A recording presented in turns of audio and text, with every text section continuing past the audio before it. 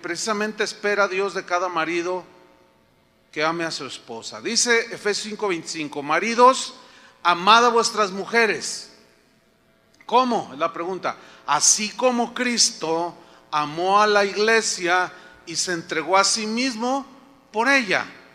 Surge entonces la pregunta, porque dice amad a vuestras mujeres y enseguida dice así como. Esa palabrita así significa igual que Cristo. Entonces la pregunta que surge es, ¿cómo debe un cristiano amar a su esposa? La respuesta está allí. Así como Cristo amó a la iglesia y se dio a sí mismo por ella. Si somos observadores, resaltan dos verbos aquí: el verbo amar y el verbo dar. Y tiene que ver mucho con el concepto del amor, porque de tal manera amó Dios al mundo, ¿qué hizo? Que dio. Entonces el amor bíblico, el amor que Dios está esperando con el que amemos a nuestra familia, a nuestra esposa, nuestros hijos, es el amor que da. ¿Que da qué? Bueno, vamos a seguir estudiando. Cristo amó a la iglesia. No la amó para que la iglesia hiciera cosas para ella, o sacarnos algo, o tenernos como sus esclavos. No, Cristo amó a la iglesia, pero su motivación fue darle, ¿sí? Esa es una esencia del amor cristiano, al grado de dar su propia vida por ella. Voy a leer unos textos, no tiene que buscarlos, donde muestran cómo Dios nos amó y nos dio. Porque dice el versículo, así como Cristo amó a la iglesia y se dio. En este caso dio su vida misma. Por ejemplo, dije, no lo busquen, en Efesios 2:1 dice que Él nos dio vida a nosotros cuando estábamos muertos en delitos y pecados. ¿Qué nos dio? Vida. Casi nada, ¿no? En Efesios 4:8 dice que Él a cada hombre, cada mujer nos da dones. Nos dio habilidades espirituales y naturales, nos bendijo con esos dones. ¿Para qué? Para saber enfrentarnos a la vida, podernos mover en medio de este mundo. Entonces nos capacitó con dones y con talentos, nos dio. En Colosenses dice que Él nos dio vida juntamente con Él, perdonándonos todos los pecados.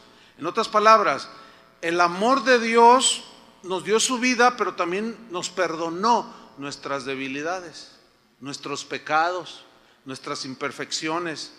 En Tesalonicenses, en la primera carta, dice que Dios también nos dio su Espíritu Santo. ¿Sí? Entonces, al darnos el Espíritu Santo, nos dio todo, porque el Espíritu Santo es el espíritu de sabiduría, es el espíritu de consejo, etcétera, etcétera. En la segunda carta a los Tesalonicenses dice que Cristo nos dio también junto con el Padre consolación eterna y esperanza por su gracia. Entonces aquí, ¿qué nos está dando? Habilidades, dones, talentos, su espíritu, vida, consolación. En Tito dice que se dio a sí mismo por nosotros para redimirnos de toda iniquidad y purificar para sí un pueblo propio. Se dio a sí mismo por nosotros para tener un pueblo limpio, puro, de su exclusividad, que lo imitara a Él en las buenas obras. Entonces, esta es la manera, a grandes rasgos, en que Cristo amó y dio. Y así es como nosotros debemos amar a nuestra esposa, a nuestros hijos. Ahora, para tener un concepto más claro de este amor, es necesario mencionar lo siguiente. Para los griegos existían 4 definiciones de la palabra amor. En nuestro idioma castellano no existen estas palabras que definen específicamente las distintas acepciones del amor, porque es la misma palabra que usamos cuando yo digo, yo amo a mi chicharito, o sea, a mi perrito que tengo, así se llama, el chícharo. Yo amo al chícharo, pero también le digo a mi esposa, te amo. Pero se entiende por el contexto que no es la misma clase de amor, ¿cierto? Pero en el griego se explica un poco mejor y nos aclara el entendimiento. Por ejemplo, yo dije 4 definiciones del amor. Número 1 es el amor eros. Eros es el amor de los sentidos naturales, sensoriales. De ahí se deriva el vocablo erótico, ¿sí? Que tiene que ver con la pura sensualidad, y este es el amor que se practica en el mundo, en la gente que no conoce a Cristo. Todo está basado en los sentidos naturales, en las sensaciones, en los placeres. Un matrimonio no puede estar fundamentado en el amor eros, porque el amor eros generalmente se basa en la belleza femenina y masculina, y esa, dice la Biblia, es pasajera. Si no, pregúntenle a su abuelita, vean la foto de ella. Se pasó la hermosura, se pasaron todas esas cosas, ¿y qué quedó? Una pasita, ¿verdad? Entonces, matrimonio fundamentado en este tipo de amor es efímero. Si no, vean todas las estrellas de Hollywood, vean todas las estrellas de Televisa y vean la farándula cristiana, y está basada en este tipo de amor. Puro erotismo, pura sensualidad. Y cuando dice que los maridos deben amar a sus mujeres, no se refiere a este amor. La segunda definición de amor es el amor fileo, que es el amor fraternal entre amigos. Es el amor que yo tengo hacia un amigo, pero el amigo está lejos. Yo tengo muchos amigos. Tengo amigos en Europa, tengo amigos en Estados Unidos, en Sudamérica, pero están lejos, no viven conmigo. Entonces es un nivel de amor que ahí está. Aprecio a mis amigos, amo a mis amigos, pero este no es el tipo de amor que Dios demanda que nosotros tengamos por nuestra esposa. Luego está el amor storge. Ese amor se define como el amor que siente un padre hacia un hijo, o un hijo hacia un padre. Es el amor que define, como por ejemplo, si yo digo, cuando digo, yo amo mucho México, aunque lo van a golear en el mundial, lo sigo amando. O sea, ese tipo de amor tampoco es el amor que Dios demanda que amemos a nuestra esposa, ¿sí? Ni el eros, ni el fileo, ni el estorge. Y hay una cuarta definición del amor, que es el amor agape. El amor agape es el amor en su máxima expresión. Es el amor que ama de manera incondicional, es decir, que busca el bien del otro, no tanto mira por el suyo, está despojado de egoísmo. Es el amor que se sacrifica porque ama al otro. Se sacrifica y quiere que el otro esté bien, quiere que el otro esté contento, feliz, vamos a decirlo así. Y no le importa a la persona que ama él mismo, sino que se despoja. Es el amor que da la vida por otro, que es la clase de amor que Dios tuvo para con nosotros. Y esa es la clase de amor con que Cristo amó a su esposa, que es la iglesia, o sea, a nosotros. Y este es el tipo de amor con el que Dios ordena a nosotros los esposos que amemos a nuestra esposa. Tremendo paquete, ¿a poco no? Bueno, y ese paquete pues se complica por varias razones, por la ignorancia, por la indiferencia, pero vamos a hacer nuestra parte, porque Dios no va a venir a hacer nuestra parte. Hay 5 características, hay más, pero yo voy a mencionar las 5 fundamentales. 5 características del amor agape. Una de ellas, la número 1, es que es un amor que santifica. Voy a hablar brevemente de cada una. La número 2, el amor agape es el tipo de amor que purifica. Número 3, que sustenta. Número 4, que cuida. Y número 5, es inalterable, es inquebrantable. Vamos a la número 1. El esposo debe amar a su esposa con el tipo de amor que santifica. Ahí lo vemos en Efesios 5:25, si van conmigo. Dice, maridos. A ver, ¿dónde están los maridos? Digan, aquí estoy. Y los futuros maridos, los jóvenes, ahí andan. Maridos, dice, amad a vuestras mujeres, amen a su esposa. Y luego nos dice, ¿cómo? Así como Cristo amó a la iglesia, ¿y qué hizo? Se entregó a sí mismo por ella. Fíjate, el amor que se entrega por otro. Pero fíjense la consecuencia de esa entrega, o cuál era el fin. Versículo 26. Se entregó para, ¿qué? Santificarla. Ok, para santificarla. Pero ¿qué significa? ¿Qué quiere decir? Que Él se entregó a sí mismo por la iglesia para santificarla. Esta palabra, santificar, en el griego significa poner algo aparte o separar algo o a alguien para Dios. ¿Sí? Eso fue exactamente lo que hizo Cristo con su esposa. ¿Quién es la esposa de Cristo? La iglesia. Así dice la Biblia, que somos su novia. Tenemos un noviazgo con Él ahorita, pero un día nos vamos a casar en las bodas del Cordero. ¿Cuántos van a estar ahí? Entonces somos la esposa de Cristo. Ahora, nos santificó, es decir, nos apartó para Él. Él nos quiere para su exclusividad nada más. Su amor demostrado nos conquistó nuestro corazón. Y Él está esperando que nosotros también correspondamos a ese amor y seamos solamente para Él.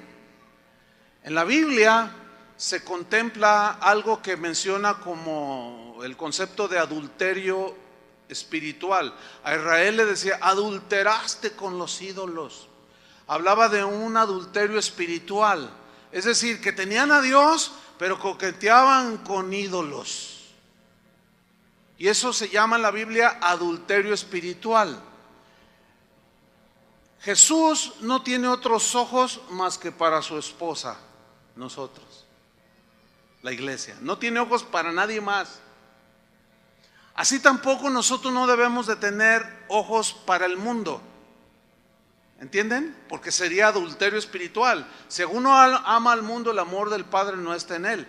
Nosotros no podemos decir, yo soy cristiano y en lugar de la Biblia voy y consulto el horóscopo. Estoy coqueteando con las tinieblas, con las ciencias ocultas. ¿Entienden? Y eso se llama adulterio espiritual. Es un adúltero. Ok. Así como Cristo es exclusivo para la iglesia y la iglesia es exclusiva para Cristo, así un esposo es exclusivo para su esposa y la esposa es exclusivamente para el marido. Y cuando un marido mira a otras y coquetea con otras, se llama adulterio. Se va con otra, se llama adulterio. ¿Sí o no? Bueno, ¿cómo debe de amar Cristo? ¿Cómo amó Cristo a la iglesia? Con fidelidad, ¿no es cierto? La apartó para Él. ¿Cómo debemos de ser nosotros los varones? Igual que Cristo. ¿Entienden? Exactamente igual. Así debemos amar. El esposo que ama a su esposa la santifica, la aparta, ¿sí? La aparta de toda contaminación del mundo, del pecado. Un marido que ama a su esposa no la va a obligar a hacer cosas contrarias a la palabra de Dios. El esposo que ama a su esposa no abusará de ella. La va a considerar como carne de su carne, hueso de sus huesos, así como Cristo con nosotros. Eso es lo que significa que Él se dio a sí mismo para santificarla. El concepto número 2, característica número 2, es que el esposo debe de amar a su esposa con el amor que purifica. En Efesios 5:26, vamos de nuevo, dice que Él se entregó a sí mismo por ella en el 25 para, número 1, santificarla, y número 2, habiéndola, ¿qué dice? Purificado. O sea, el amor con el que Cristo nos amó, nos purificó, dice, habiéndola purificado en el lavamiento del agua por la palabra. Esto es alusión a una ceremonia que era parte de la boda, que la novia se bañara con agua pura, agua limpia, agua corriente, y se vistiera de gala con su color blanco, simbolizando pureza. Y dice en el versículo 27, a fin de, para presentársela a sí mismo, una iglesia como gloriosa, esplendorosa, hermosa, que no tuviese mancha ni arruga ni cosa semejante, sino que fuese santa y sin mancha. Ahora bien, pongan atención. Él nos purificó en el lavamiento del agua por la palabra, ¿sí? Es decir, así como Cristo nos cuida y nos limpia cada día de que andemos en pensamientos y en conductas torcidas, actitudes que no le agradan, Él siempre está al cuidado de nuestros corazones. Eso lo entienden perfectamente, ¿no? De esa misma manera, dice que nosotros los esposos debemos de cuidar y de amar a nuestra esposa. Cristo nos amó y se entregó en sacrificio para purificar nuestras vidas de toda la fealdad que el pecado había provocado en nuestra vida, a tal grado que la desfiguró. Y Dios, una y otra vez, por ejemplo en Isaías dice, venid luego, dice Jehová, y estemos a cuenta. Si vuestros pecados fueren como la grana, como la nieve serán emblanquecidos. Si fueren rojos como el carmesí, vendrán a ser como blanca lana. Está hablando de limpiarnos del pecado. En 1 Juan dice, si confesamos nuestros pecados, Él es fiel y justo para, ¿qué? Perdonarnos y limpiarnos, purificarnos, ¿de qué? De toda maldad. Por eso cuando nosotros pecamos contra Dios, como Él nos ama, nos purifica, tiene cuidado y nos purifica y nos habla con la palabra. Vamos bien, ¿verdad? Entonces vemos aquí algo, la palabra de Dios es el medio purificador, es lo que Dios usa para purificarnos a nosotros. En Juan 17:14, ahí sí les pido que vayan conmigo, Juan 17:14, Jesús está orando aquí y dijo así, yo les he dado tu palabra. ¿A quién les dio la palabra? A los suyos. Vamos a ponerlo de esta manera, a su esposa, la iglesia, los creyentes. Yo les he dado tu palabra y el mundo los aborreció, porque no son del mundo, como tampoco yo soy del mundo. No ruego, está orando al Padre, no ruego que los quites del mundo, sino que los guardes de la maldad que prevalece alrededor del mundo.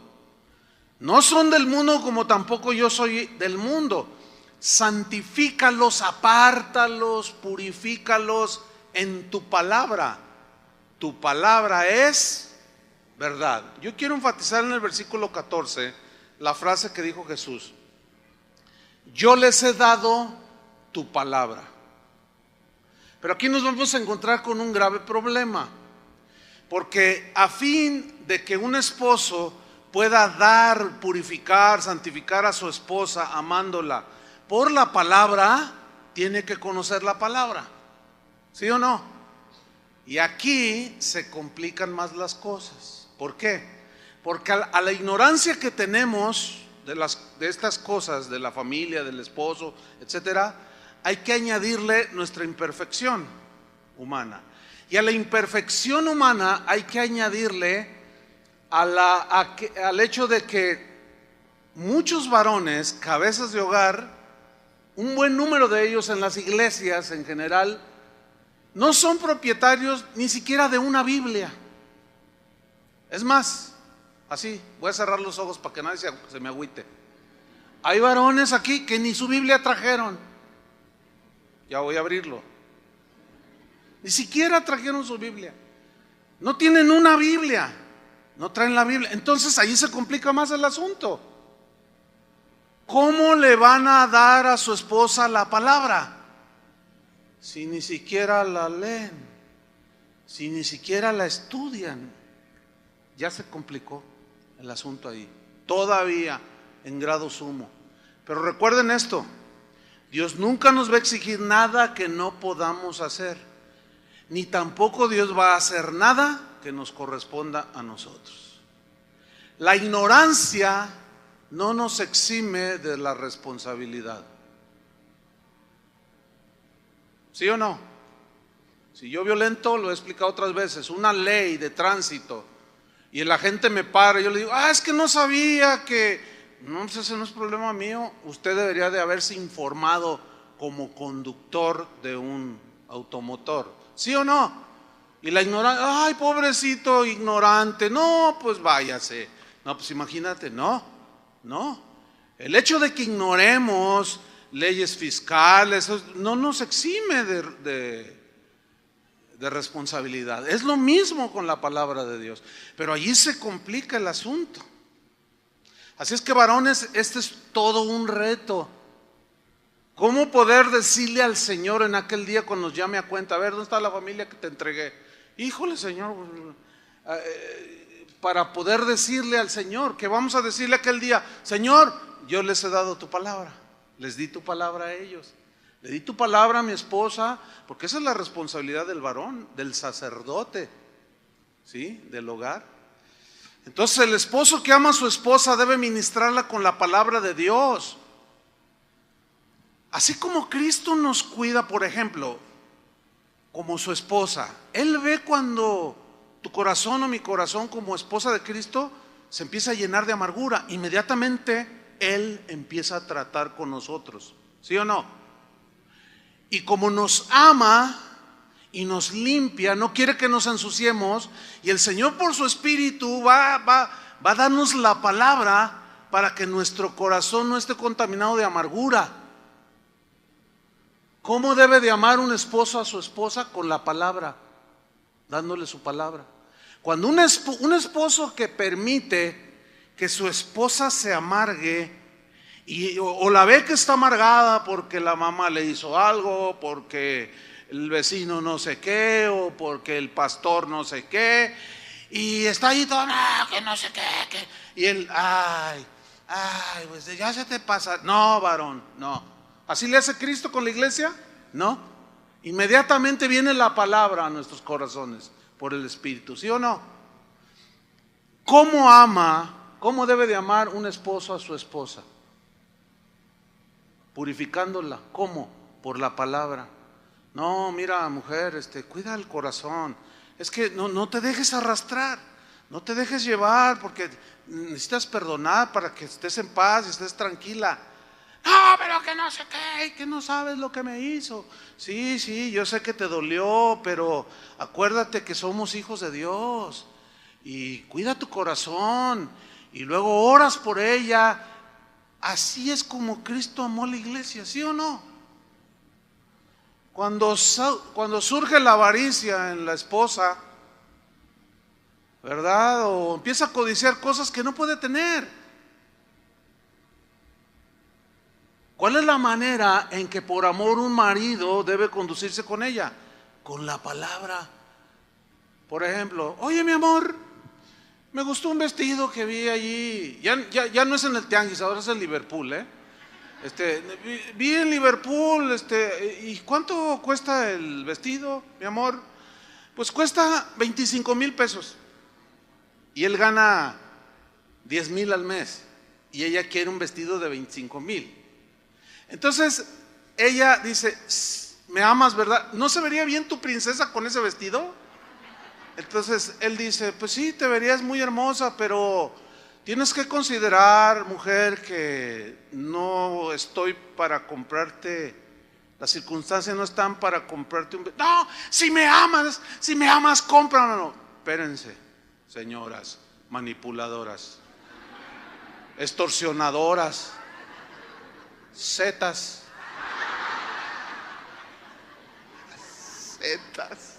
Ya los hermanos me hacen. No. Una de las grandes luchas del matrimonio es ese sentimentalismo manipulador que las mujeres usan. ¿Ya les tocará más? Pero el varón, a ver, ¿cuántas veces tú le lloricas al Señor? Ay, dame, ¿te lo da? ¿Siempre te da lo que le pides? No. Ahí está. Así nos ama Cristo, porque sabe que en lugar de traernos un beneficio, va a alentar la avaricia o la codicia. Hubo una mujer llamada Jezabel.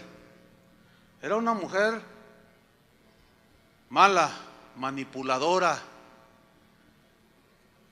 como las que aparecen en las telenovelas de Televisa, que la verdad ni se esfuerzan en actuar. Así son esa gente. O sea, le sale bien natural todo eso. Entonces le dice la mujer: ¿sabes? Hay una heredad que me gusta, ¿me la puedes comprar? Entonces él dice: ¿qué heredad es? No, pues es de un tal fulano de tal. Ay, pues no sé, déjame ver. Y va con el hombre y le dice: oye, véndeme tu heredad. Dice: no, no puedo porque yo la heredé y esta es la herencia de mis hijos y ya viene desde Moisés, desde que repartieron todo. Entonces yo no te la puedo vender, no te la voy a vender. ¿Que me la vendas? Le dice: no te la puedo vender. Y va y le dice a la esposa: no quiso. Ah, no. ¿Saben qué hizo la malvada? ¿Sí saben lo que hizo, no? Le dio cuello, lo mandó matar. Pero el esposo de ella no fue capaz de hablarle con la palabra. No fue capaz de dirigirla. No fue capaz de desalentar en ella la codicia de las cosas de esta tierra, aún despojando a los demás. Cristo a nosotros como su esposa no permite nada de eso, ¿verdad que no? Y nos dictó su palabra: no codiciarás, no robarás, etcétera. Bueno, esa es muestra del amor, porque nos quiere puros de corazón.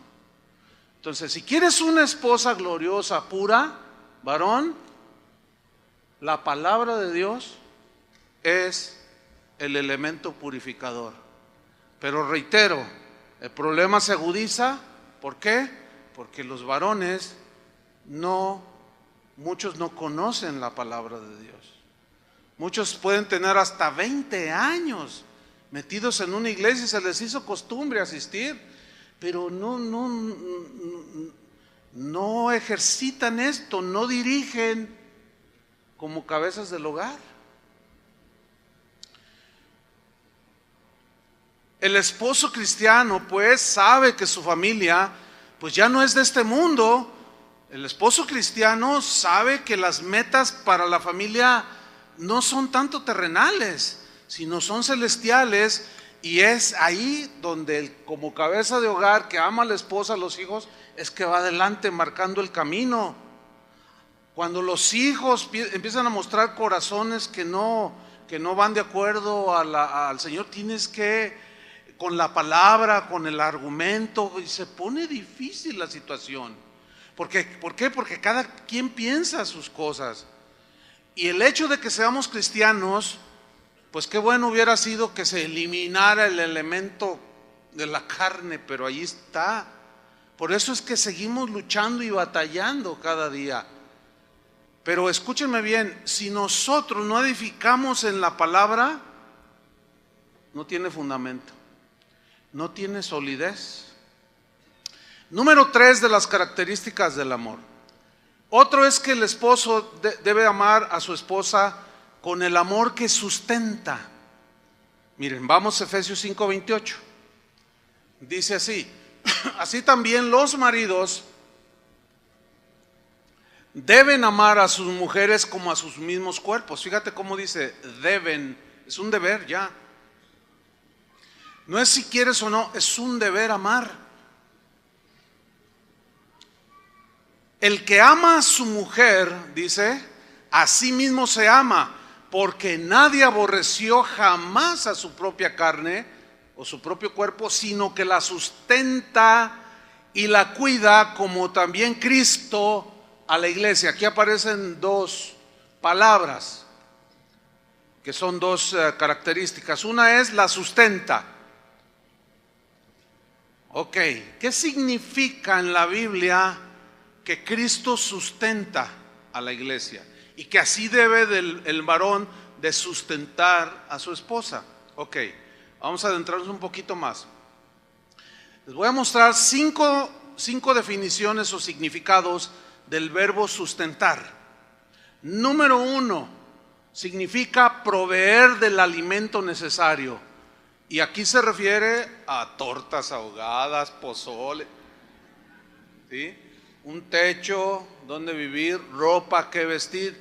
Se refiere a que el varón, así como Cristo cuida a la iglesia y nos da por añadidura para que vivamos en este mundo, fíjense cómo también al varón le deja esa responsabilidad y le dice: tú de igual manera que yo te doy como tu cabeza, para que tú también les des a ellos.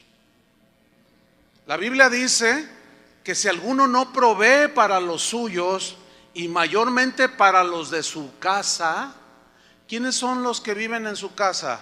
Se entiende que dejará el hombre a su padre y a su madre y se unirá a su mujer y serán una sola carne. ¿Cuál es la prioridad de un esposo cristiano? ¿Sustentar a su mamá o a su esposa? A su esposa.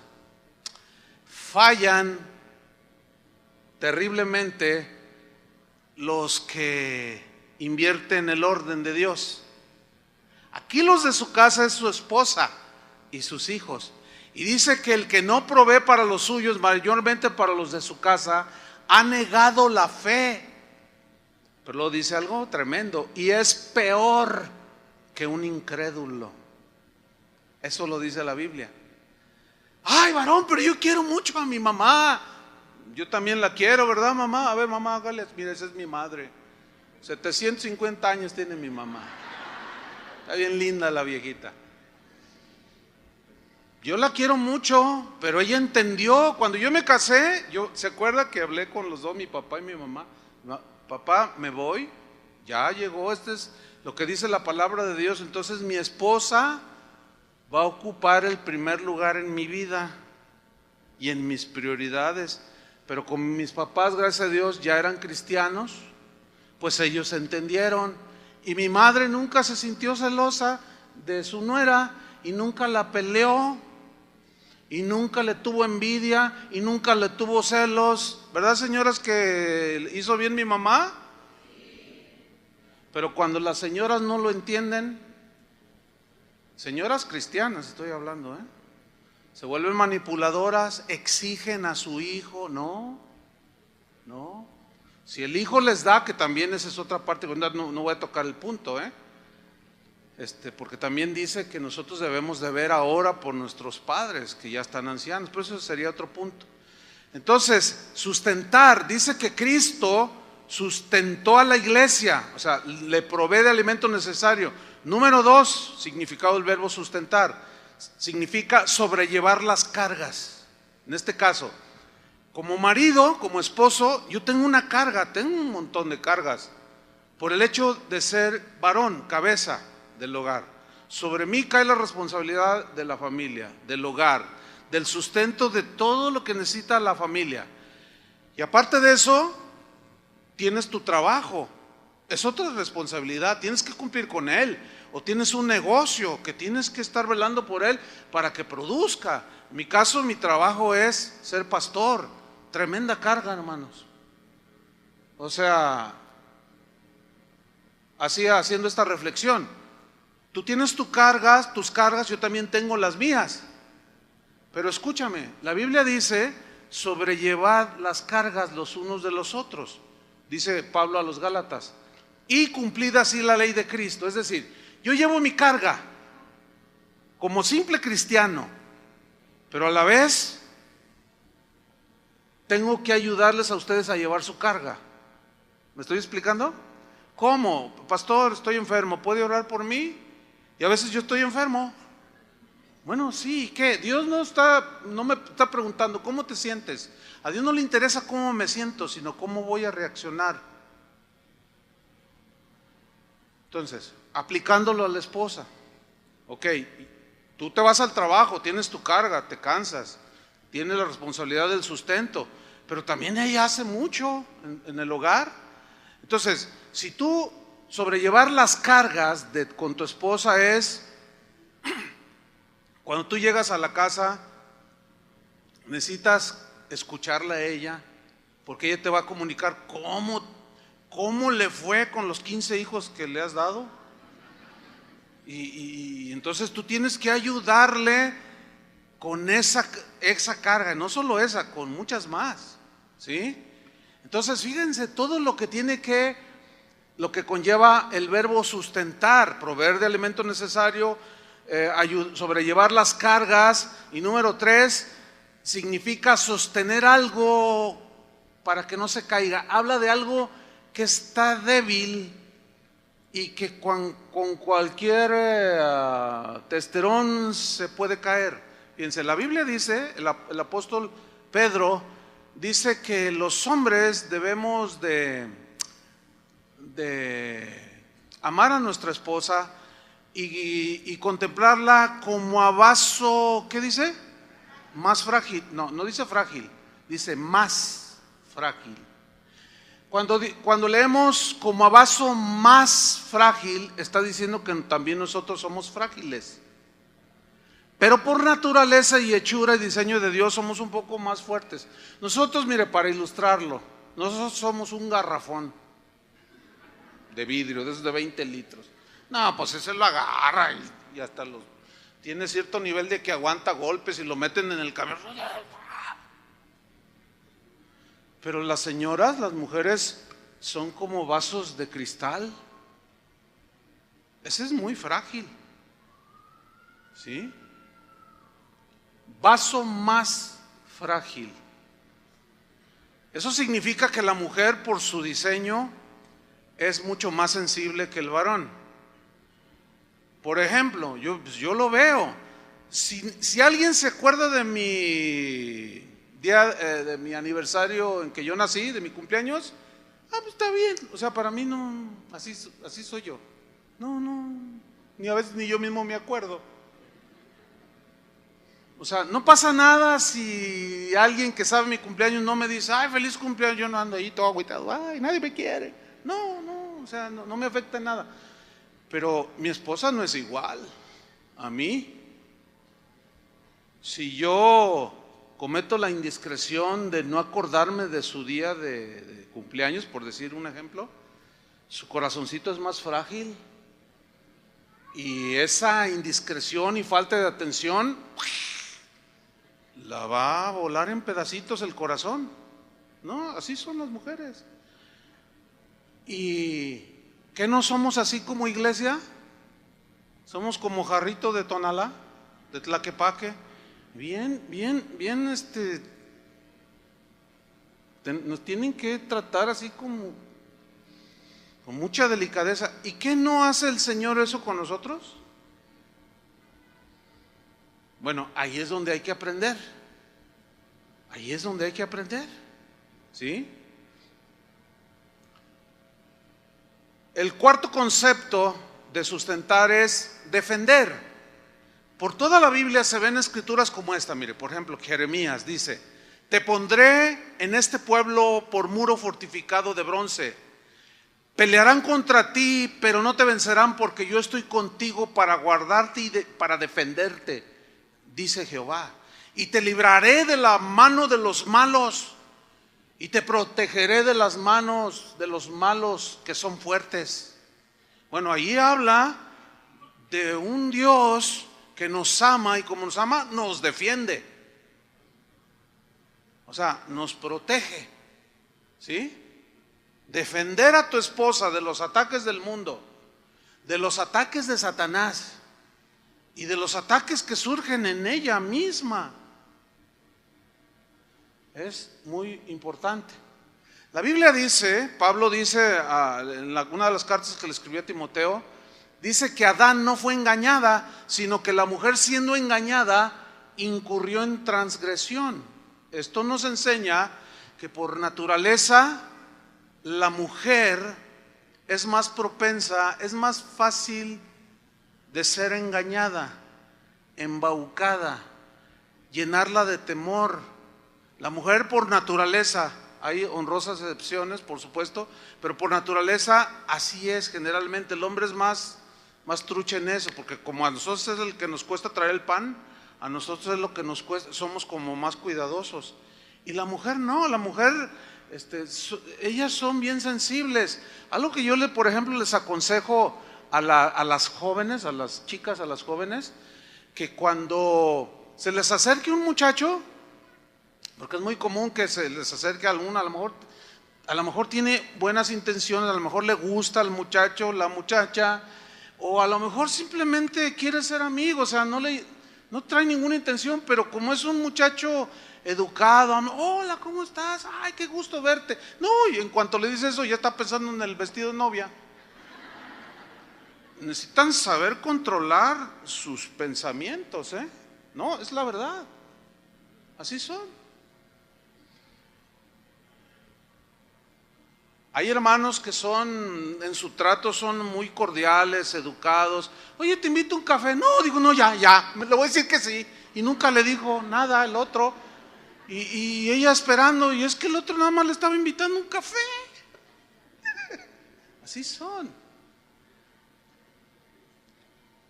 Eso provoca de parte del hombre y de los malos manipulación hacia la mujer y engaño.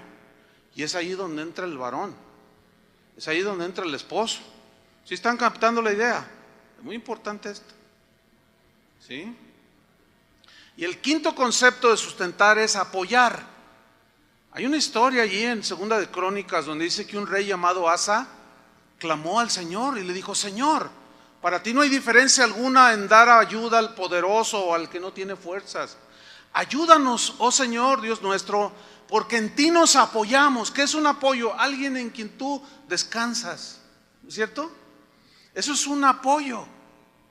¿Saben que la queja más socorrida, de las más socorridas que yo he percibido en el ministerio y dentro de lo que es hacer iglesia, ministrar familias, matrimonios, la queja más socorrida de las mujeres es esta: es que él nunca me apoya.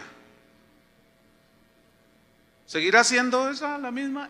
Es que él no me apoya. Sí me exige, pero no me apoya. O sea, él no es capaz de decir: ¿sabes qué? Hoy no hagas de comer, vámonos aunque sean los tacos, pero hoy no hagas de comer. No me apoya, me exige.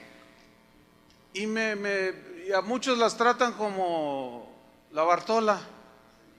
¿Se acuerdan de la canción esa, La Bartola, de Pedro Infante? Oye, Bartola, ahí te dejo estos 2 pesos. Pagas la renta, el teléfono y la luz. Y lo que sobre, pues me lo guardas para echarme en Malipús. Esos son los héroes del pueblo, fíjense nomás lo que cantaba ese señor. Y muchos decían: no, pues sí, no, a la mujer no le des tanto. No, a la mujer hay que traerla. ¿Qué tontería que dicen? Y no es así. Entonces muchos tratan a la mujer así.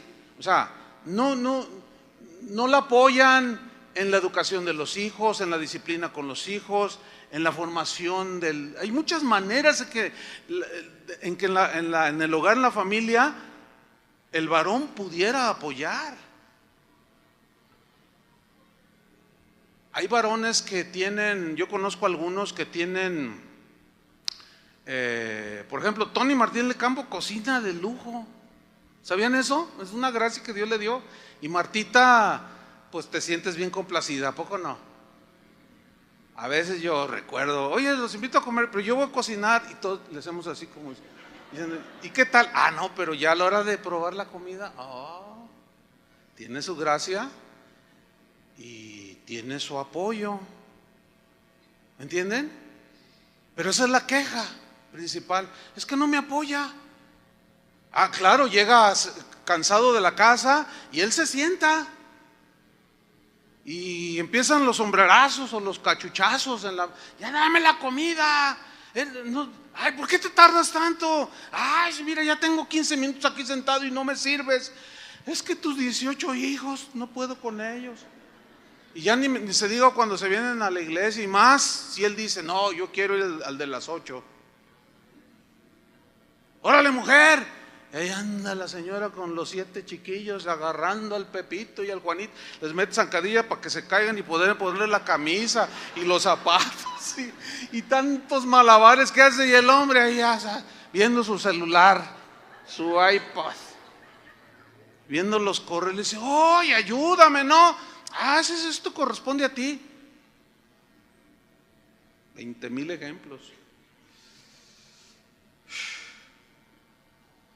La cuarta característica del amor es el esposo que ama a su esposa con un amor, con el amor que cuida, porque dice Efesios 5:29, véalo ahí, porque nadie aborreció jamás a su propia carne, sino que la sustenta, ya vimos todo eso, y la que cuida. Como también Cristo sustenta y cuida a la iglesia, porque somos miembros de su cuerpo, de su carne y de sus huesos. Vemos aquí que Cristo cuida a la iglesia, a nosotros, porque somos su cuerpo. La iglesia es el cuerpo de Cristo. Y el amor de un esposo por su esposa debe mostrarse por el cuidado amoroso de su esposa. Bienaventurado el matrimonio donde el esposo cuida a su esposa, sustenta a su esposa y no la considera solo como una cocinera, una cuidadora de sus niños, la nana, qué sé yo, o como una compañera ocasional, o una simple compañera para las cuestiones íntimas. No, el marido sabio y cuidador sabe perfectamente que Dios le dio a su esposa para que la ame. ¿Cómo? De la misma manera que Cristo amó a la iglesia, que la sustenta y la cuide. Cristo nos sustenta y nos cuida porque somos su cuerpo, y asimismo el esposo debe cuidar y sustentar a su esposa porque es carne de su carne y hueso de sus huesos. Hace años hubo un caso aquí bien triste, muy triste diría yo. Pues un matrimonio, como veo muchos aquí, pues asiduos asistentes, cantaban, él sí traía su Biblia. Y bueno, ahí andaban. Un día ella se sintió mal, se fue a hacer un examen y la noticia fue trágica, fue impactante. El médico le dijo, ¿sabe una cosa, señora? Usted está invadida de cáncer. Usted tiene 6 meses de vida. ¿Imagina la noticia? Entonces, pues mire, yo le digo la verdad, ya arregle todo lo que tenga que arreglar porque esto es irreversible.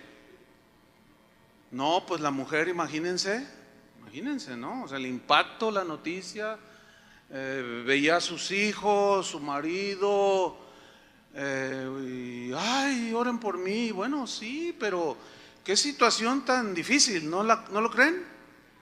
Bueno, ¿qué se podía esperar? Que el esposo ahí en ese momento cumpliera la promesa que hizo hace años, en las buenas y en las malas, en la enfermedad y en la salud, en la pobreza y en la riqueza. Aceptas a esta mujer y te comprometes a cuidarla cuando haya salud, cuando haya bonanza y cuando haya situaciones tormentosas. Y todos dijimos que sí. Yo dije que sí, mi esposa dijo que sí. Pues ¿qué creen que hizo este hombre? La abandonó. En el momento que más necesitaba esta mujer el apoyo, el cuidado, la abandonó.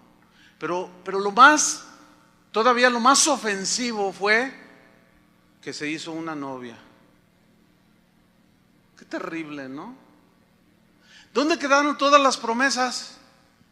¿Dónde quedaron? Eso es una evidencia de falta de hombría, de falta de... Bueno, yo dije, ¿será cristiano el tipo este o qué? O sea, ¿cómo un hombre abandona a su mujer justo en el momento en que ella lo necesita? Y se metió con otra mujer y se fue con otra mujer a vivir. Se fue. ¿Pero qué creen? Que el Señor sana a la señora. La sanó de cáncer. Y el otro, Babalucas, se quedó así como, ay, ¿y ahora qué? Y como aquella con la que se encontró por ahí en la calle, o qué sé yo dónde, pues ya lo agarró nomás para un ratillo allí, como que ya, perdón, ¿qué hago? ¿Lo recibo? Híjole, pues la Biblia dice que perdona. Es que no puedo. Yo sé que es difícil. ¿Cómo decirle? Tienes que hacerlo. No, había que esperar que el Espíritu Santo hiciera la obra en ella. Pero varones, antes de hacer algo, piénsenlo.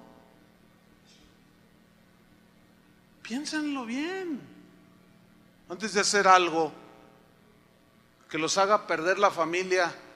Pero qué traición. Qué juego tan violando todas las reglas. Justo cuando ella la necesitaba, la abandonó. Yo sé que esa puede ser la historia de muchos y aún de muchas. Así son las cosas, desgraciadamente. Por eso es que este mensaje es para cristianos. ¿Cuántos son cristianos?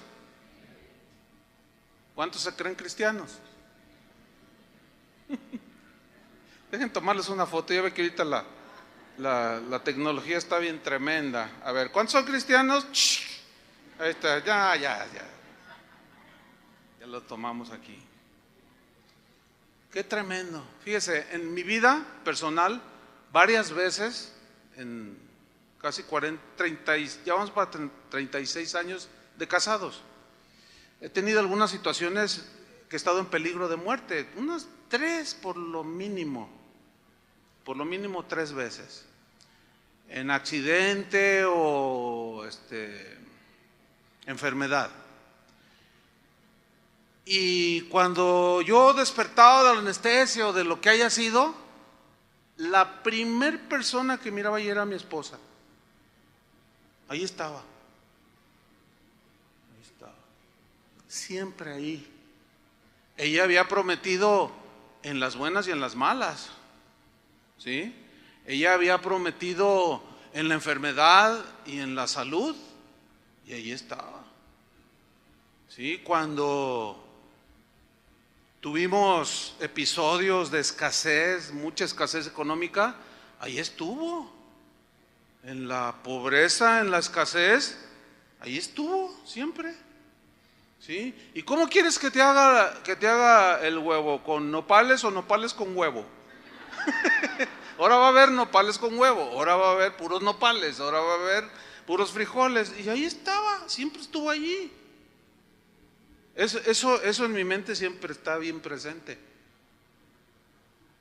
Me cuidaba ella. Pero este año me tocó hacerlo a mí con ella cuando estuvo a punto de la muerte. Dios no iba a esperar menos de mí, ¿entiende? Se imagina aún, fíjense, que yo dije, es que tengo que ir a predicar, tengo que ir porque las almas se están yendo al infierno. Así es que, mujer, ahí te quedas. Mire, cuando estuvimos en Argentina, un tiempo, ya eso fue en los años 90, una vez yo di una clase acerca del ministerio, de la vida pastoral, de las prioridades de un pastor. Estuve enseñando allí como por 3 meses fue ese curso.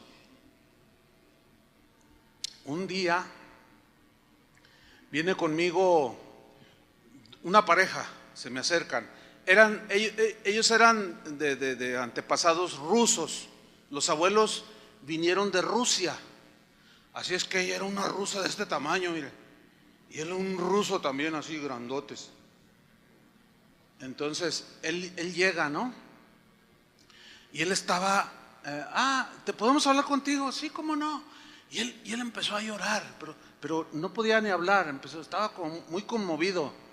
Entonces la rusa, la hermana rusa, me dice, Chuy, pastor, ¿me dejas? Ella ya nacida en Argentina, obviamente. ¿Me dejas darte un abrazo?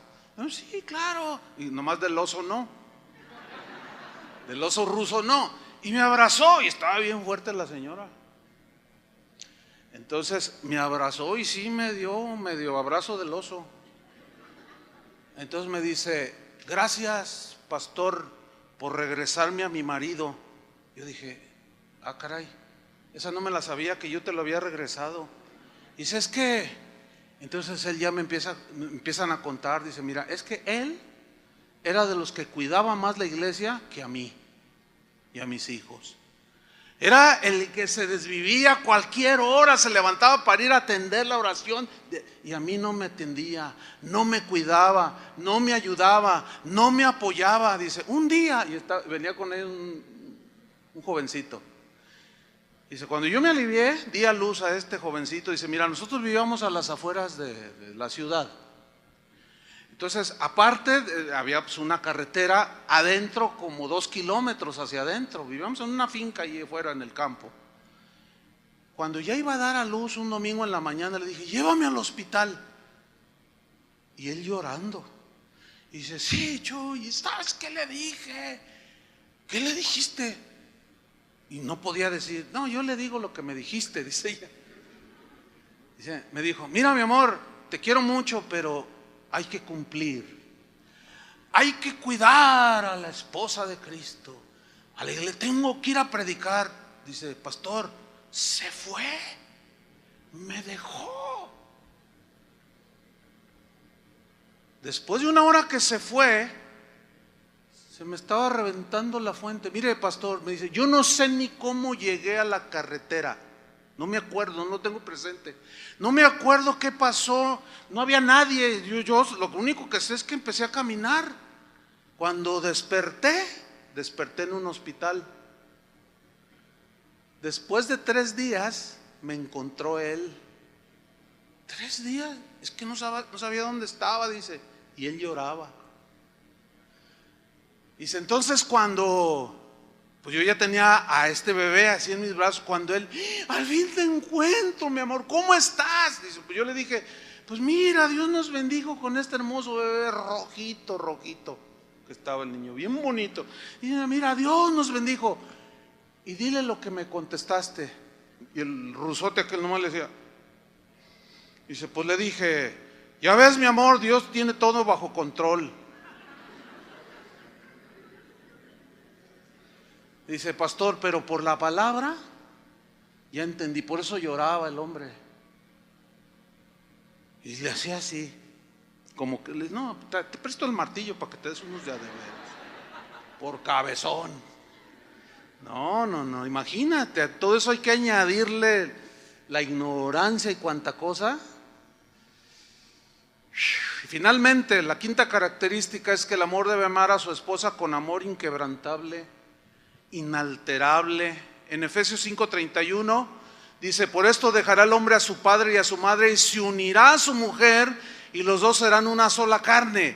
Aquí hay una frase muy importante donde dice se unirá. Esa palabra, esa frase se unirá, se deriva de un término griego proskolao, ¿sí? Es una yuxtapuesta, pero kolao significa sustancia adhesiva.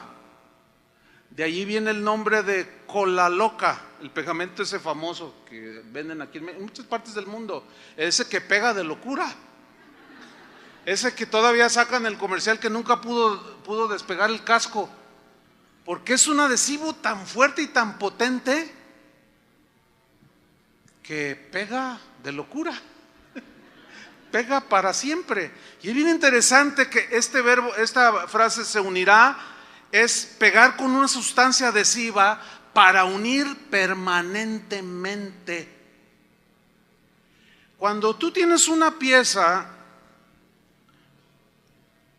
que unes para formar una figura o algo con un pegamento que estás armando y dices, no me gustó, y la quieres despegar, ¿qué sucede? Dañas las dos partes.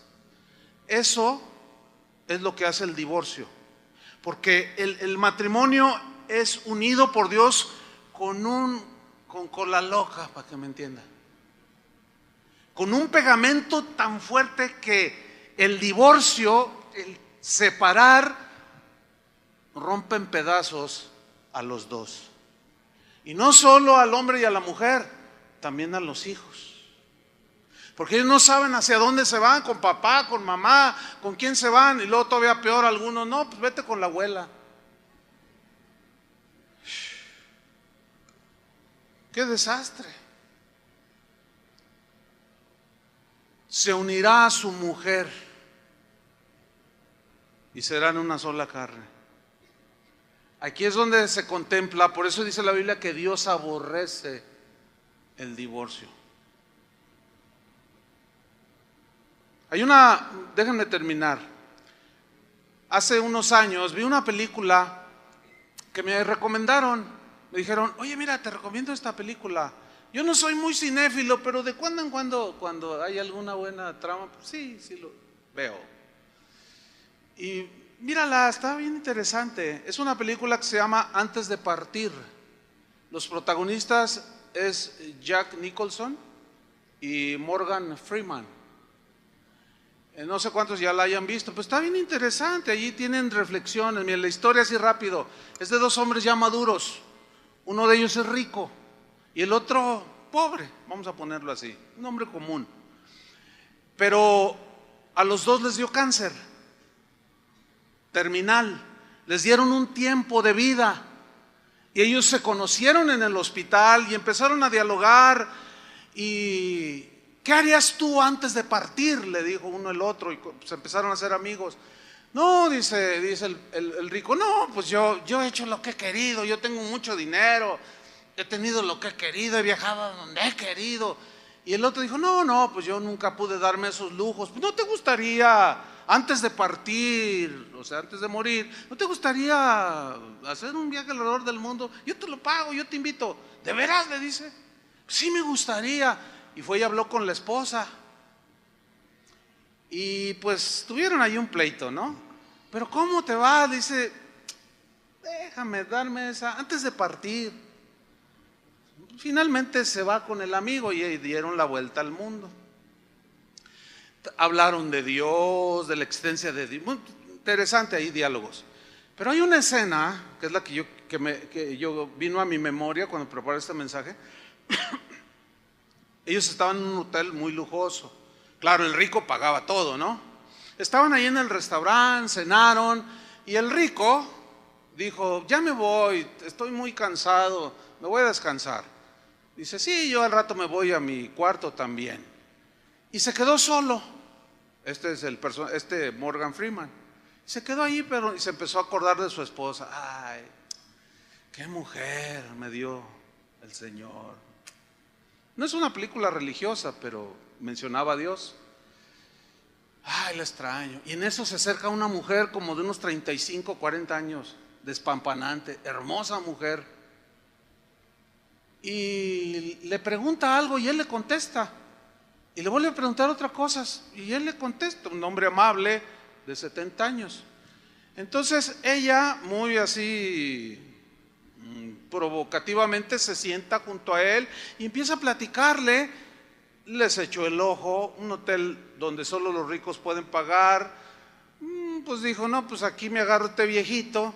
Fíjate, a veces cuando mujeres así agarran a los viejitos, el viejito cree que porque está bien guapo. Ay. Entonces la mujer era de esas mujeres resbalosas, socetas, pues, para que me entiendan. Zorras. Empieza a hablar con él, entonces ella así se le va directo y le dice, mira, esta es una copia de la llave, una tarjeta de mi cuarto. Yo estoy en este mismo hotel. A la hora que llegues, ahí te espero. Entonces él se sonríe, ¿no? Y nomás le hizo así. Y dice, ¿qué? ¿No te gustaría estar conmigo? Dice, cualquier hombre desearía estar contigo, le dice, con usted. ¿O qué? ¿No te parezco atractiva? ¿Cómo no? Dice, usted es bellísima. Cualquier hombre querría estar con usted. Dice, bueno, pues ahí lo espero. Entonces él se pone de pie y con la llave así y le dice, tengo una esposa tan linda, ya está viejita como yo, pero me entregó su vida, me entregó los años de su juventud, me cuidó, ahorita me está esperando, me crió unos hijos tan hermosos, yo soy un hombre tan completo, salvo que estoy enfermo. Entonces, sí me gustaría, sería un placer estar contigo, dice, pero lo rechazo. No quiero estar con usted, señora. Y le entrega la llave y se sonríe con ella y le dice, hasta nunca, y se da la media vuelta y se va. Contra la filosofía de que a quien le dan pan que llore, ese hombre usó la cabeza y no los pies. Un cristiano del siglo IV llamado Crisóstomo dijo, ¿te gustaría que tu mujer te obedeciera como obedece Cristo a la iglesia? Cuídala así como Cristo nos cuida. Si fuera necesario que tú dieras tu vida por ella, ¿lo harías? O que aún te descuartizaran o sufrieras por ella, ¿lo harías? Hazlo. Porque de esa manera fue como Cristo nos amó. Él no nos amó con amenazas, ni ganó mi amor a base de temor y cosas parecidas.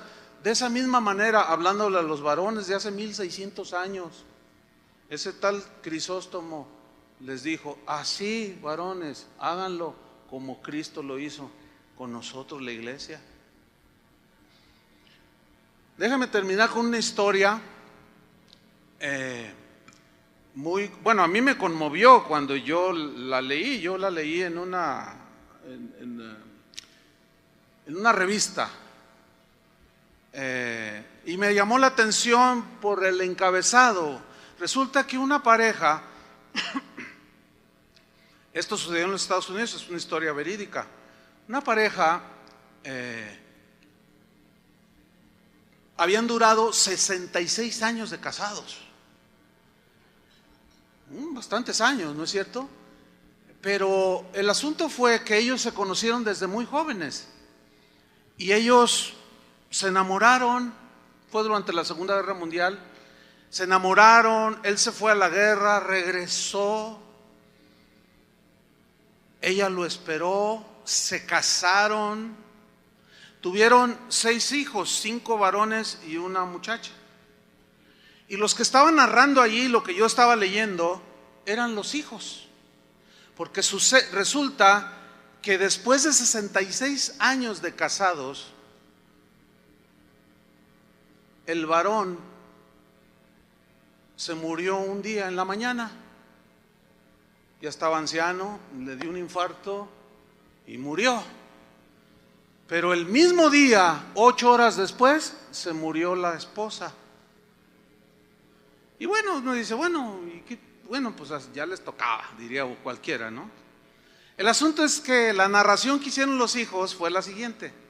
Es que, dicen, mi memoria como hijo, decía el mayor, se remonta, dice, porque pues, ya era abuelo, el hijo, imagínate, ¿no? Dice, se remonta cuando yo era un niño, todos estamos seguiditos, así nacimos, 6. Dice, y yo recuerdo a mi papá, cómo amaba a mi mamá. O sea, es algo que lo tengo aquí, yo lo viví, y los demás asentían, sí, era verdad. Dice, todos nosotros tenemos matrimonios funcionales. Todos nosotros, los 6, nuestros matrimonios funcionan. ¿Por qué? Porque siempre mi padre iba a la cabeza. Siempre mi padre era el que salía hacia adelante. Siempre era el que tomaba la decisión al final, platicaba con mi mamá, pero él tomaba la iniciativa y siempre iba adelante. Cuando una vez, dice la narración, se enfermaron los dos a la par.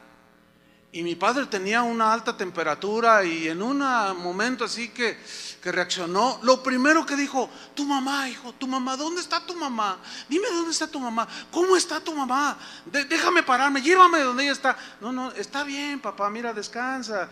Los dos están bien, pero necesitan reposar. No, llévame. Dice, mire, dice la narración, difícilmente convencí a mi padre que se quedara allí descansando, que mi mamá estaba bien. A la media hora volví a despertar y así, tu mamá, ¿cómo está tu mamá? Dice, así fue toda su vida, con un